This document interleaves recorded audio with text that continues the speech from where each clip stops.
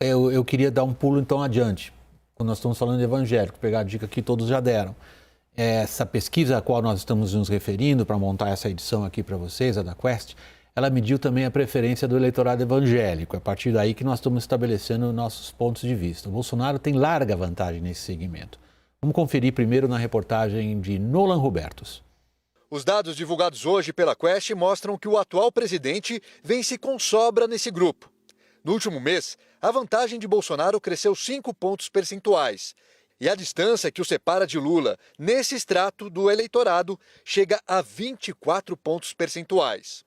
Bolsonaro tem hoje 52% das intenções de voto, contra 28% dos que dizem preferir o petista. Além disso, a avaliação do governo Bolsonaro atinge melhores índices também entre os evangélicos. A gestão do presidente à frente do executivo é considerada positiva para 46% do segmento. Bolsonaro busca reforçar seu discurso calcado em valores religiosos e na presença constante da primeira-dama Michele Bolsonaro, na campanha para manter e ampliar o domínio entre os evangélicos. Já Lula tenta desfazer a imagem de que seu governo perseguiria esse eleitorado e acusa o rival de tentar manipular a boa-fé do grupo. Essa parcela da população preocupa os petistas por englobar uma faixa de baixa renda e beneficiária de programas sociais. Lula tem como foco em seu discurso a população mais pobre. Hoje, em entrevista a uma rádio de Minas Gerais, o ex-presidente voltou a criticar o uso político da religião. Eu não sou candidato de uma facção religiosa. Eu sou candidato do povo brasileiro. Eu quero tratar evangélico igual católico, igual islâmicos, igual judaicos, ou seja, eu quero tratar todas as religiões, incluindo a religião de matriz africana, com o respeito que todas as religiões têm que ser tratadas. Eu não quero fazer uma guerra santa nesse país. Já Bolsonaro esteve reunido com um grupo de prefeitos em um hotel de Brasília e tocou levemente no tema, tentando associar Lula a países com conflitos religiosos. Cada um aqui tem a religião que queira. E hoje em dia, cada um pode realmente professar a sua religião. Ao contrário do que vem acontecendo na Nicarágua agora, que teve a participação desse outro candidato há pouco tempo na eleição daquele país. Como esse outro candidato aqui no Brasil já teve participação de eleições na Venezuela no tempo de Chávez e de Maduro. Caio, a expressão ali, o Lula usou duas expressões que chamaram a atenção. Uma, não faço parte de uma guerra santa, é uma expressão forte, né, no contexto político adequada. Agora, o uso da palavra facção para descrever linhas religiosas não é muito boa, mas aí o purismo da minha parte talvez. O que importa eu acho que estava na reportagem do Nolan Robertos muito bem indicado, é a capacidade ou não que o Lula tem de desmontar essa vantagem do Bolsonaro nesse eleitorado. Que capacidade ele tem? Acho muito baixa, muito baixa. Se a memória do eleitor brasileiro, majoritariamente, sobre a era Lula, principalmente entre os mais pobres, é uma memória de benefícios sociais e de ascensão social, a memória dos evangélicos e do eleitor evangélico sobre o governo Bolsonaro, ganha ou não, seja reeleito ou não, será de benefícios, de avanços. A gente não está falando só de valores aqui, a gente está falando de medidas administrativas, de decisões de governo que favoreceram os evangélicos, e os evangélicos são gratos a ele. Estou falando das principais lideranças, estou falando de questões tributárias, estou falando de questões de receita. Previdenciárias e por aí vai. Então tem uma lógica. O povão, o eleitor mais necessitado, vota no Lula porque houve programas sociais para esse eleitor. O eleitor evangélico vota majoritariamente no Bolsonaro porque há uma defesa de valores contundente e há também uma conquista por parte das lideranças evangélicas com ações de governo públicas, publicadas no Diário Oficial. Então juntando as duas coisas. Então é muito difícil você reverter uma situação dessa. Thaís? Não, mas a gente está olhando a partir desse diagnóstico do Caio para a cúpula, né, das igrejas evangélicas, do segmento evangélico, porque na verdade, esses benefícios, eles falam mais com quem comanda as igrejas e menos com os fiéis de fato. Porque a gente sabe que os evangélicos, em grande maioria, é pobre, e aí é nesse setor que o PT tenta trabalhar. Não há nenhuma ilusão, por tudo que eu converso com a campanha do ex-presidente Lula, de que eles consigam atingir um grau que hoje o presidente Jair Bolsonaro tem entre os evangélicos. Muito menos alcançar essas lideranças das igrejas evangélicas. Mas eles acreditam que, apesar dos valores e dos costumes, há uma questão que é superior a essa quando se trata do eleitor pobre, que é a questão da fome, da piora da qualidade de vida.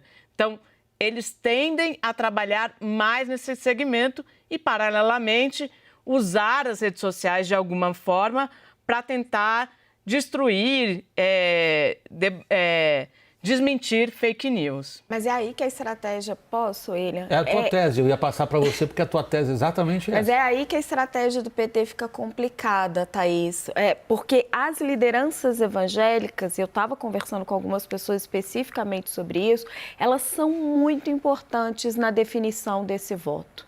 Não é incomum o pastor recomendar voto em várias igrejas evangélicas.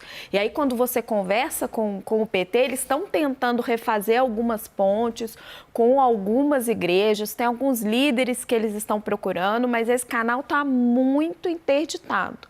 E aí é bem complicado. Eu acho que a resposta que a gente tem que tentar dar é por que esse canal está tão interditado, Raquel, Thaís? O canal está interditado porque houve um enfrentamento muito grande entre eles, principalmente no governo Dilma Rousseff. Esse pessoal se sentiu abandonado pelo PT. E nessa eleição, estava até pegando o dado aqui, William, nesse público evangélico, quando você olha o desempenho do Lula nos mais diferentes recortes e no desempenho geral, ele é relativamente estável. Ele mantém as suas intenções de voto por meses e meses. Nesse segmento, não. Olha só, o Lula caiu desde março de 34% para 28%. Então, ele perdeu ponto dentro da margem de erro e Bolsonaro sobe de 34% para 53%.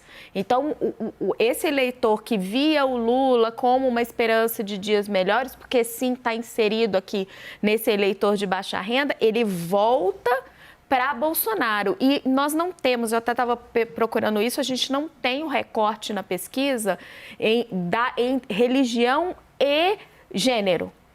Provavelmente porque a margem de erro vai ficar muito grande, porque a amostra deve ser pequena. Mas conversando com os líderes evangélicos, os homens evangélicos estão majoritariamente com Bolsonaro. De novo, o que ele ainda está tentando virar o voto de boa parte é da mulher evangélica. Aí você ia falando? Entendo esse ponto de vista, mas assim, a gente também tem que considerar que as igrejas evangélicas não são só essas que a gente costuma falar, né? Essas conhecidas. Sim. Há igrejas muito pequenas no interior do país e que aí nem sempre elas estão sendo beneficiadas por tudo isso que o governo Jair Bolsonaro fez. Mas, voltando na sua questão, William, sobre por que esse canal está interditado, aí eu acredito que tem um papel muito importante de todas essas divulgações de notícias que atribuem a um eventual governo do PT alguma destruição da igreja evangélica. A gente sabe que instrumentos como o WhatsApp, eles são muito importantes na população de baixa renda. E aí, quando você vai para a questão de costumes e joga com isso de uma maneira forte, algo que a campanha do presidente Jair Bolsonaro sabe fazer e sabe fazer muito bem, talvez a gente entenda um pouco mais desse impacto. Não vejo tanto a relação direta com benefícios, isso mais para os pastores que lideram mesmo. Mas eu lembrei agora de um argumento que eu ouvi ontem de um especialista em pesquisa eleitoral. A maior parte desses líderes evangélicos fortes, de renome, eles fazem parte dos partidos que a gente chama hoje de centrão. E o centrão nunca teve tanto poder quanto no governo Bolsonaro. Deixa eu passar para você a observação final nessa parte da nossa roda de análise, Caio. Se a gente está tentando entender o que aconteceu para que esses canais ficassem interditados entre o PT e boa parte dessas organizações religiosas, as suas várias denominações, uma teoria trazida pela Thaís, não sei se você tem comprovação, né, Thaís? É uma hipótese de trabalho que você trouxe agora. É propaganda negativa? Propaganda negativa hoje, mas concordo, acho que é um ponto, sim, mas você tem um histórico, principalmente no governo Dilma I, o governo Dilma II acabou rápido, mas principalmente o governo Dilma I, quando você questiona os parlamentares, os evangélicos, sobre, poxa, onde vocês já estiveram juntos?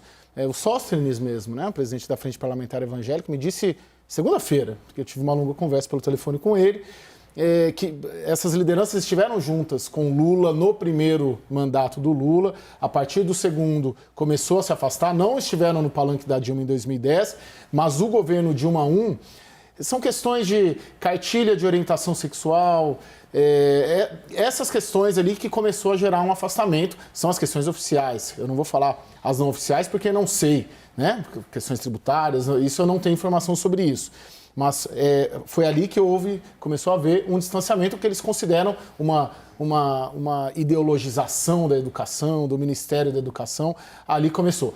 E, curiosamente, não à toa, foi justamente nesse período, 2012, 2011, 2013, que as redes sociais do então deputado federal Jair Bolsonaro, comandadas por Carlos Bolsonaro, juntando-se ali, a direita começou a entrar em ebulição e a ganhar força nas redes sociais com o Olavo de Carvalho e por aí vai. Foi nessa época e veio descambar na situação que a gente está hoje, em 2018 principalmente.